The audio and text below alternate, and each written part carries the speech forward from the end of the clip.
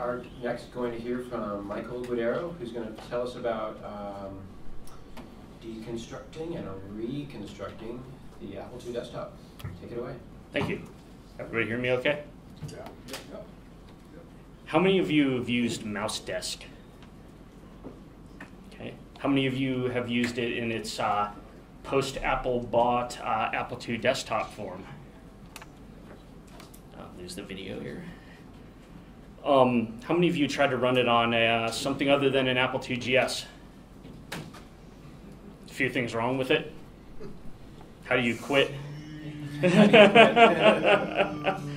It is slow too, but yeah, that's cool. It has both screens overlaid on each other.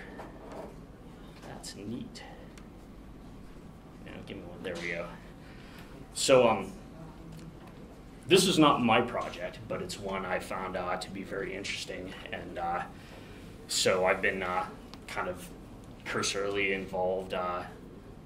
It's mostly driven by other people, but I've made some small contributions here and there, but it really needs some more help. So that's what I'm here to talk about, is give an introduction to it and what we're trying to do, and maybe persuade somebody to give us a hand.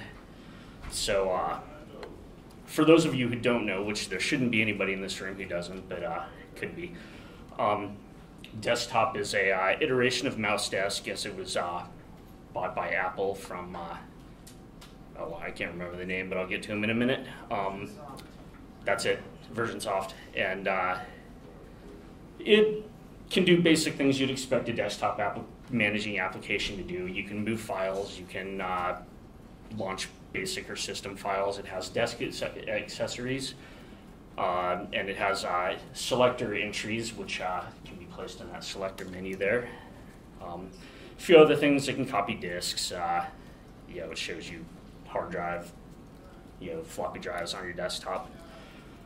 History of it is, came out in 1985 as MouseDesk, several versions of it by VersionSoft.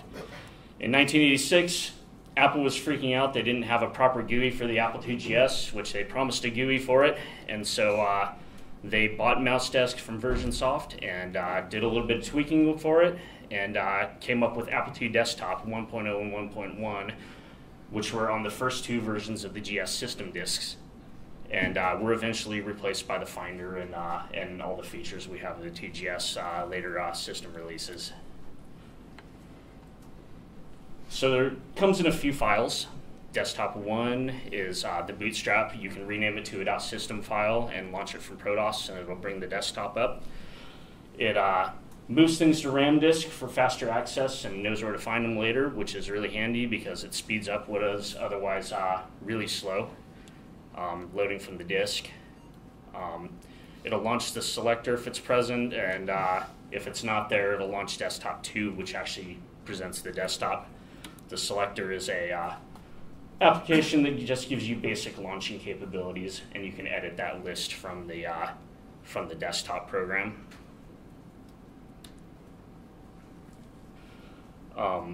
This is the basis of Desktop is this mouse graphics toolkit, which was sold by the APDA, I believe, and written by Apple, and they worked on it from 1985 through 1990.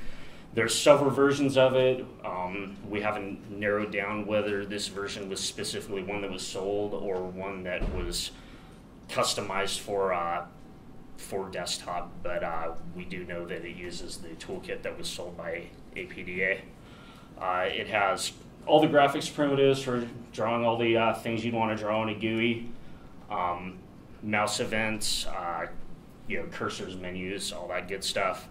And it uses an MLI style interface, so you just give it a call number and other parameters, and it will do what you ask it to do.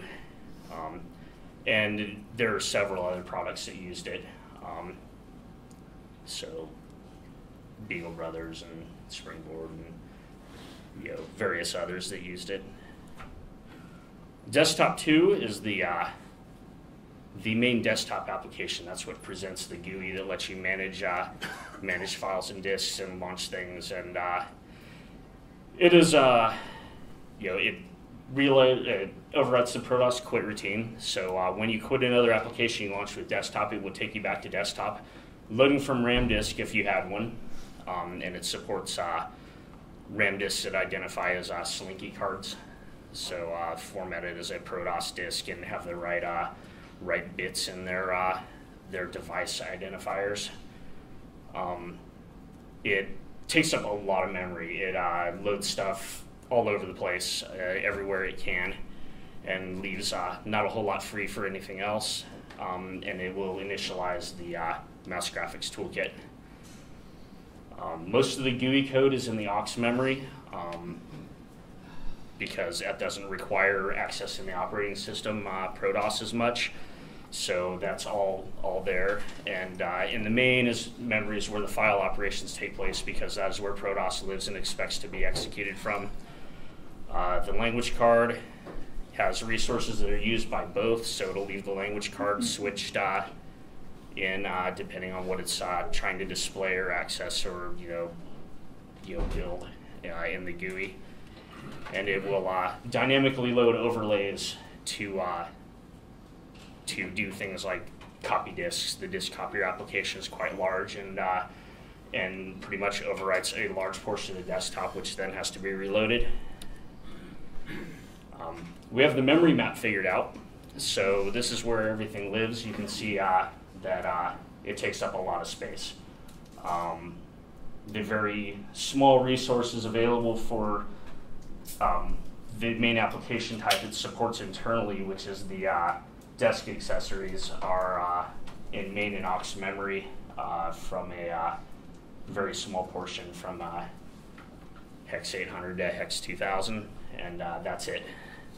But you can actually do a lot from there. You do have access to ProDOS from the main bank, and you have the mouse graphics toolkit also. So there's a fair bit you can do. The overlays that are loaded are disk copy, disk format, file copy, selector, list editor. Everything else is built into it. And there's some limitations, 8 windows open, 127 icons on the screen. And you can run into that actually pretty easily if you've got a hard disk. So this is how you edit the selector menu, and it's pretty decent, comprehensive. So you can search for files and put them in the menu, and it has the run list and the other run list. And you can also flag them to download at first boot or first use. It will move them to the RAM disk so that they're there, and then it will launch it from there after it does that, which is kind of a really neat feature because if you have a Slinky card, it makes it kind of swift. So it has an API used for desk accessories mainly, and for internal operations. It uses MLI style calls, so again, you do a JSR and provide parameters. And it lets you do all the things you would like to be able to do with a GUI. So there's also jump table calls, which will do common operations, show alerts, launch files, change cursors, so you can go from a pointer to a insertion bar and back. You can redraw the windows, which is very important because if you do certain operations and you don't redraw the windows, everything gets messed up. People who've programmed for GUIs have run into that, always run into that, especially starting out. And there's no way to figure out via simple operation what icons are selected. So desk accessories can't really get at the selected icons easily. So if you want to write something that gets the info on a file, it is much more complicated than it should be because there's no way to know what's selected without going through all the data structures that the desktop application maintains for its display. So that's kind of a pain. Desk accessories are just found in the desk ACC directory. It can have 8 of them at any given time. If there's more than 8 there, it simply ignores the rest of them. it will load them in main memory, and it's up to the desk accessory to fill in the aux space. It can either bring in extra code from disk, or it can copy itself to do certain things like make graphics calls. So most of them, if you're going to get complicated, you'll probably be doing a little bit of both. Bringing in extrinsic data in and copying stuff from main to aux and switching back and forth. They're all modal, so they take over the screen and you can't do anything else. That's a limitation, and you can't access menus or update events. It just doesn't work, and it breaks things if you try. And anytime somebody moves your window or resizes it, you have to call the redraw function, which I mentioned earlier. Otherwise, it will leave copies of the window everywhere, and you get that effect that Windows 95 was famous for. You drag a window around and it draws all over the screen, and that's fun. And it came with a few desk accessories that are just simple stuff, sort directories, puzzle. Everybody likes the puzzle. And of course, anybody who's ever tried to run desktop, which was several of you, know that it is low quality, buggy, inconsistent, lots of junk in it, and it's easy to crash. So, desk accessories are, easily you will find all the breaking points in it if you write a desk accessory. So the project, the main project people have put together some new DAs, and I've contributed a little bit of features to some of those. Show image file, I believe we support double high res and high res. There is an About This Apple, which does the standard slot scanning type thing and reports that kind of information. And we have the Silly Eyes desk accessory that follows your mouse pointer around. And so this is kind of a video of what it looks like, and then I'll show it live, some of it. Make it bigger. I might be able to.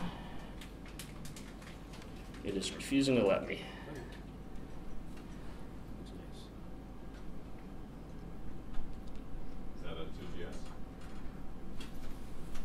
I didn't make the video, so I'm not sure.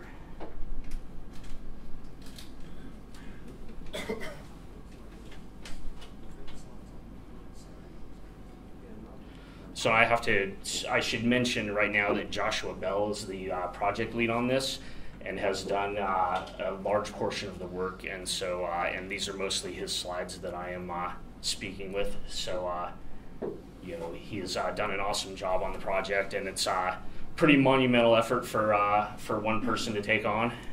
So so he deserves much credit for getting things to where they're at. That looks like a laser 128.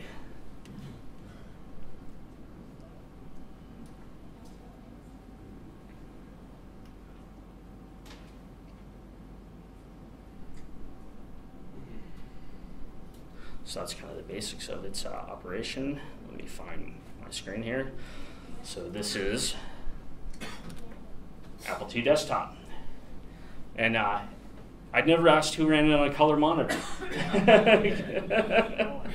It's in double high res, so needless to say, it can be problematic depending on the monitor you have to try and read it. But it does support the video cards that have a black and white mode. It tries to activate them. And will sometimes crash 2GS emulators that are based on kegs trying to do that. And we will be probably putting in a workaround. See, so I can look at my, who's tried to run it with an accelerator? Because that doesn't work too well either, because the way it times mouse clicks. Question? Yeah, so I would think that if it works well on actual GS hardware, and it crashes on kegs emulators, that there's a bug in the kegs emulation rather than, so. Yeah, that is true. However, could you somehow coordinate with the people that are writing things that are forked off of kegs to see if they can fix whatever's causing the problem? Who knows how many kegs forks there are? I would think, is it GS Port, which is the one that... GS Plus, G Sport, there's a new one I'm somewhat involved with. We didn't intend to make a new port, but it was an easy base to start from. And there's a few other minor ones. If you search GitHub... What's in Apple Pi? I don't know. That's the one that's probably the best supported at this point. But there's a lot of versions. You have people who have compiled builds of either any of these emulators and given the binaries, and so it's, yes, the problems with the emulator shouldn't crash, but it's also probably a simple workaround to detect whether we're running on a GS and not hit soft switches we shouldn't be hitting, which is against the advisories of the Apple of the day to hit I/O locations that you aren't sure are going to do something on the machine you're on.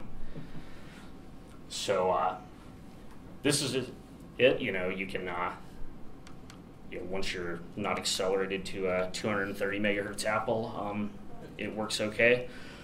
Otherwise, you can't double click fast enough. So everything, Protoss is in memory, and its quitcode is in memory. Here I am going from Linux to Apple. I have to do that once or twice a day. So I don't have a Slinky, so this is coming back off of the emulated hard drive.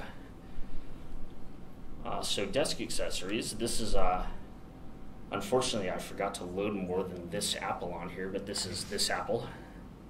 And my contributions to this are a very bad implementation of the memory counter, which was promptly replaced after we found the bugs, and the CPU detection code, which executes no illegal instructions to figure out which one you've got. And I also added identifiers for the Apple IIe card and the Apple IIc Plus. And so that's kind of a rundown of it. I can show off the selector editor. You can add an entry. Where'd my mouse pointer go? Oh, look at that, it's frozen. So, well, there it goes. It was just waiting on the drive.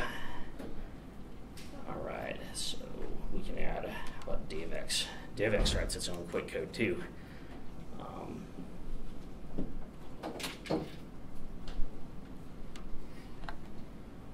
Big fan of DivX.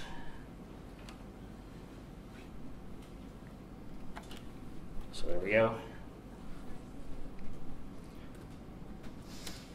And DivX will take us back to it if we exit it. And the selector itself uses the same file configuration files, but it's somewhat of its own little beast and presents a simpler menu.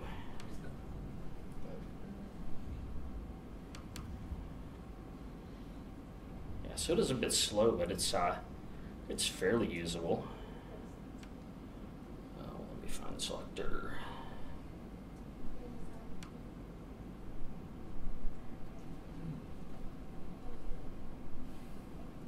Where did I put it?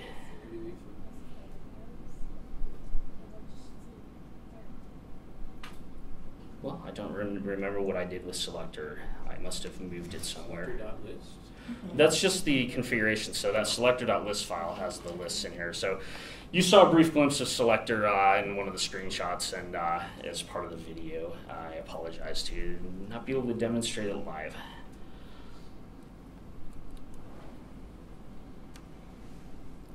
Okay, here's about this Apple on a different system with a lot of RAM in it.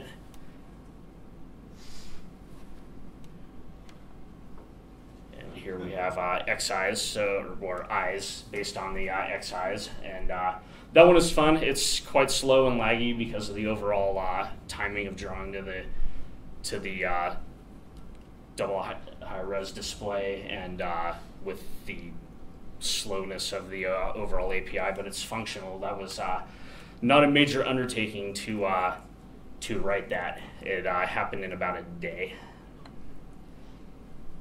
So this is where the project lives on GitHub. So there's a link right there, and just search for A2D on GitHub and you will find it.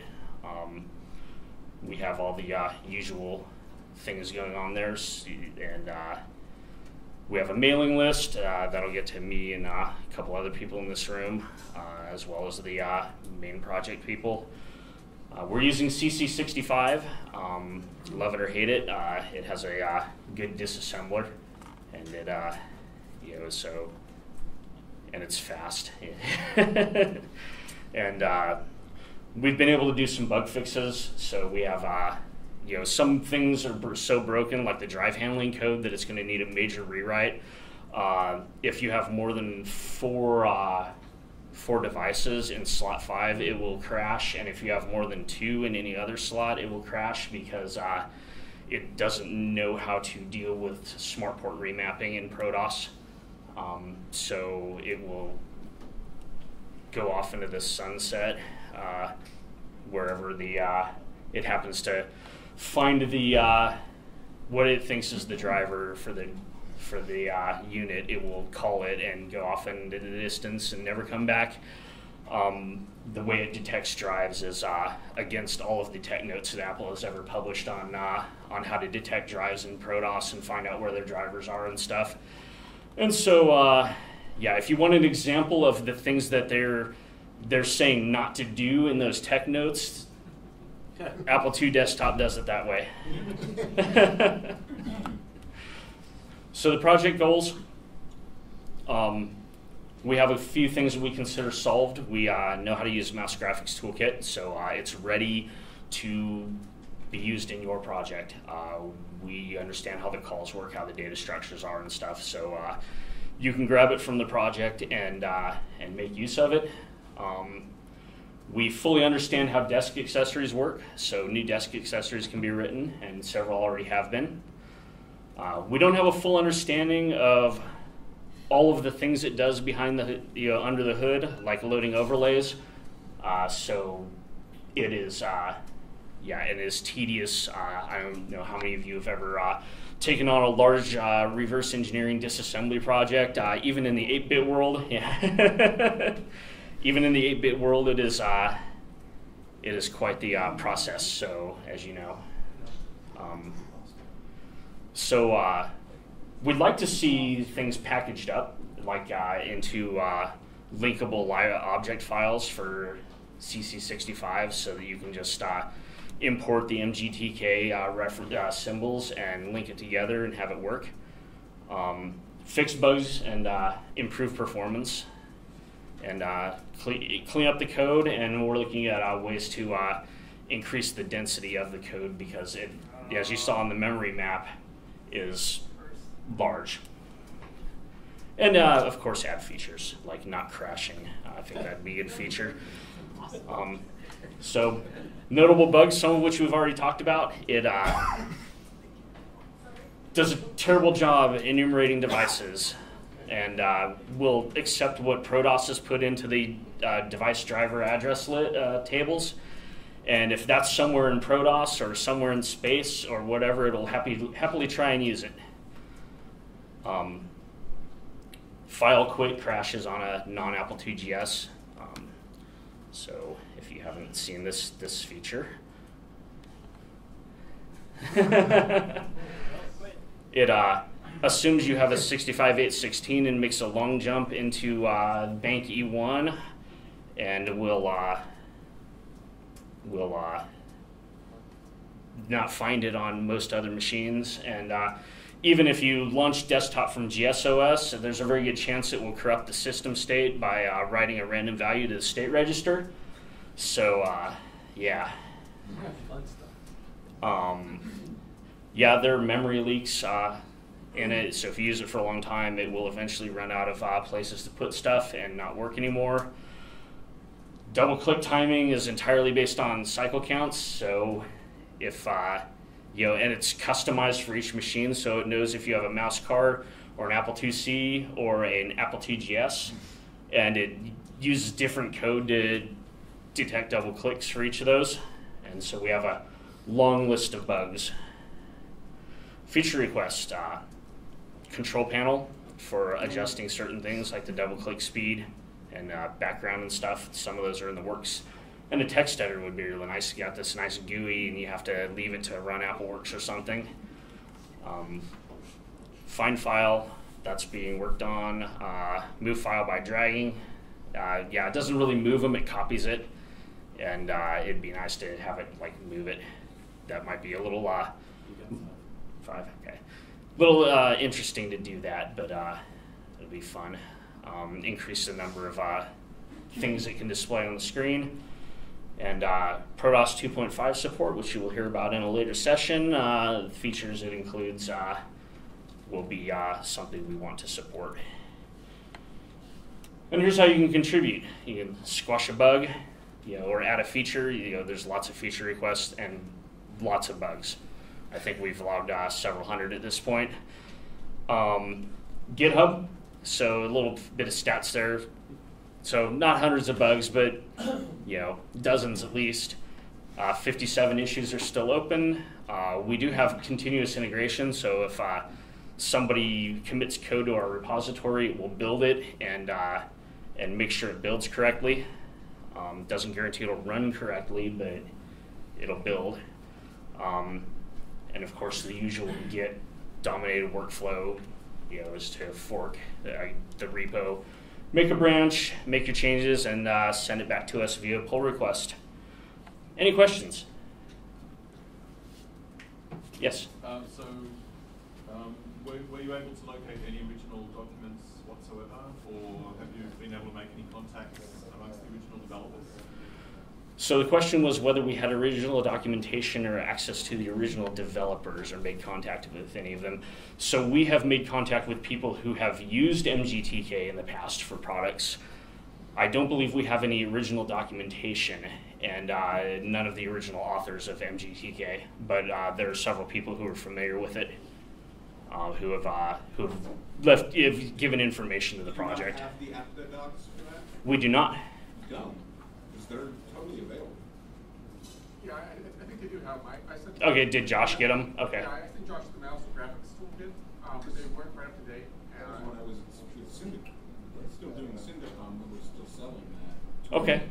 So I guess we do have them. I haven't seen them, but yeah, I have my own projects to that I've been worrying about more lately. Other questions? That's not too many. Oh. Go ahead. So there's also like GEOS, and I'm maybe using some other desktop systems. So why did you choose this one to work on? Well, I didn't choose this one, so that was okay. Josh's project, and he just kind of did it. It was for the same reason I disassembled the Apple IIc Plus code. It was a curiosity, something I was interested in because it was buggy, but I wanted to make it something more worthwhile. So for the same reasons, Josh was into the Apple II desktop because it has a lot of potential, but especially on the 8-bit machines that don't have a GUI, and if you want a GUI and you're into that, I'm a command line person mostly myself, but I'm fascinated by big disassembly projects. That's my interest in it. That's where it comes from, is the potential and the things that could be done. In a lot of the ways similar to, if you were to want to make an RPG for an Apple II, to take the concept to the limit if it had kept been going as Nox Archaist is, it's, that's a potential that can be done here to take it a long ways. And I've got 1 more minute. Yeah. What's the absolute minimum spec that can run this? Is it a 128K2E? Yeah, it's a 128K2E. I don't believe it has any 65CO2 code, or what it does, is not very much. So you would need a 2E with 128K and double high res, so it won't work on the very early board revision of the 2E. And mouse is required? And a mouse is not necessarily required. It has command shortcuts for almost everything, but it's not a good experience, and that's another thing to address. And I've probably got 1 megahertz 2E is not that good of an experience even with the mouse. because it's so slow. Yeah, it's very slow. I mean, you can make it work. It's it's slow. And here's just a quick list of the contributors here. So you'll see some familiar names, and and I'd like to thank Josh and Eric for doing this. They've done the vast majority of the work, and it's been very interesting to be a small part of that. And your name could be here.